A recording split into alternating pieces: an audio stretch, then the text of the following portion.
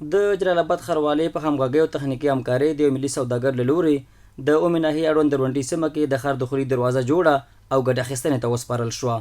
د جلال آباد ښاروال قاري بسم الله بلال وایي په دغه دروازه 10 میلیونه افغانۍ لګښت راغلی چې رغنځي چارې د 6 میاشتو په موده کې بشپړې شوې.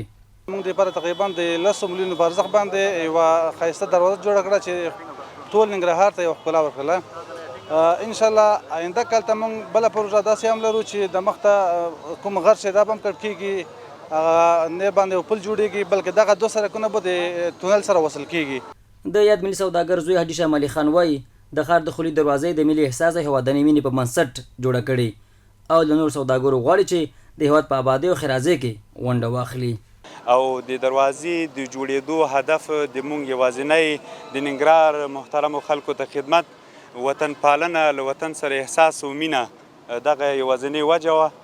نور کوم بل مطلب مونږ نه لاره او ټولو محترمو سرمایه ګزارانو تجارانو نه مونږ دا یو خواست او هیله ده چې راسي د خپل وطن ته خدمت وکړي او له الله نه ښه توفیق ورته غواړو. د جلال آباد ښار وطن اوسېدونکی زمان بیګ لیوال د ښار دخولي دروازې په جوړولو د خوښۍ ترڅنګ له نورو سوداګرو غواړي چې د ښار د ښکلا او بیارغونې برخه کې له ښاروالۍ سره هر اړخیزه مرسته او همکاري وکړي. نو کابل او لغمان څخه چې راځي څنګه چې درونټي تونل نه راواوړي د دروازې باندې سترګې ولګي د انسان ته زړه سکون ملاویږي.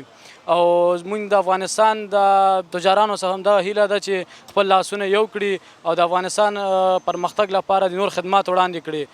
د جلال آباد ښاروالۍ مسؤلین دغه راز په نورو سوداګرو هم غږ کوي چې د جلال آباد ښار په ښېرازۍ او ابادۍ کې ورسره همکاري وکړي.